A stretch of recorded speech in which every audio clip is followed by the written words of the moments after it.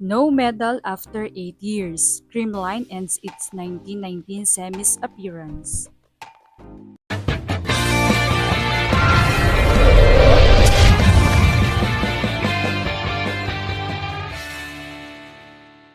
What's up, Volleyball Nation? Welcome back to my YouTube channel. Narito ako para magbigay sa inyo ng updates tungkol sa mundo ng volleyball. Pero bago yan, don't forget to subscribe and hit the notification bell para updated ka sa aking mga videos. Sa kauna-unahang pagkakataon mula nang sumali sila sa liga noong 2017, hindi makakapasok sa podium ang Creamline at tinatanggap ito ng buong loob ni head coach Sherwin Meneses.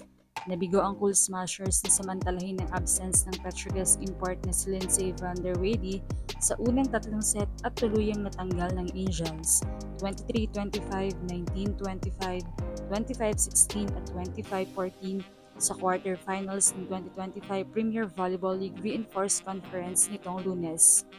Ayun nga, sabi ko sa team, kailangan nating tanggapin kung ano ang nangyari. Yun lang ang pinakamagandang masasabi ko sa kanila bilang coach, wika ni Meneses. Ipinunto ni Meneses na ang unang hakbang ay ang pagyakap sa realidad ng pagkatalo dahil iyon ang pinakamainam na payo na maibibigay niya sa kanyang mga manlalaro. Natapos rin ang 19 consecutive podium finishes ng Creamline, isang mahabang panahong nagpatibay sa kanilang reputasyon bilang isa sa mga pinakadominanteng koponan. Malinaw na masakit ang pagkabigong ito para sa grupong nasanay ng palaging nasa entablado ng tagumpay. Ngunit binigyang diin ni Meneses na ang pagtanggap ang laging unang hakbang upang matuto mula sa pagtatalo at makapaglatag ng pundasyon para sa mas matibay na pagbabalik. Bagamat mahirap tanggapin ang pagkaputol ng kanilang matagal na tagumpay, iginiit ng coach na sa pag-amin sa pagkatalo nagsisimula ang tunay na pagbangon.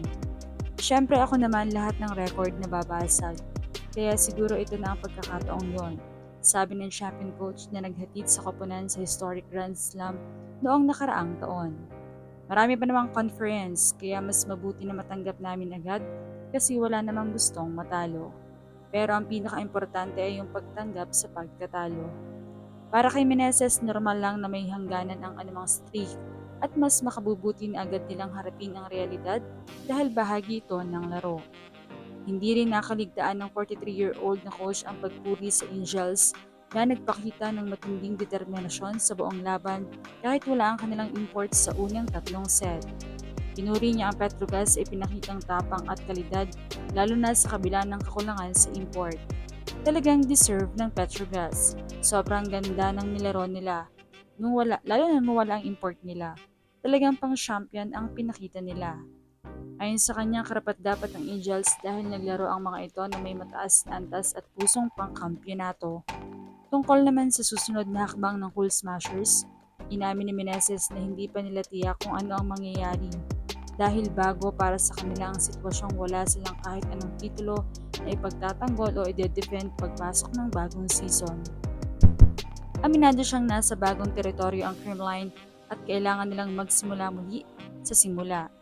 Ang realidad, hindi namin alam kasi ito ang unang beses na hindi makakapasok sa semis ang Creamline, sabi ni Meneses. Nasa attitude at tibay ng players kung paano nila ito tatanggapin. Pero marami pa namang panahon para makabawi. Para sa coach, nakaatang sa mindset at determinasyon ng koponan kung paano sila babangon at naniniwala siyang may sapat pa silang oras para bumawi.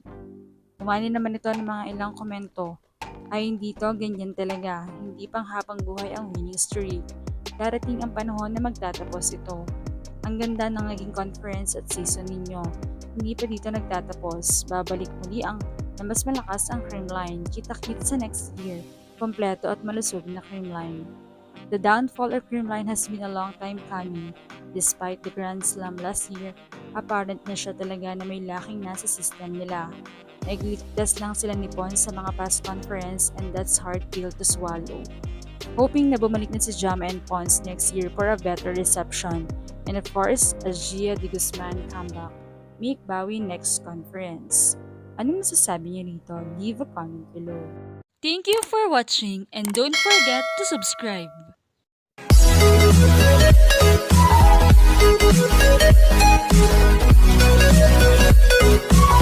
Thank you.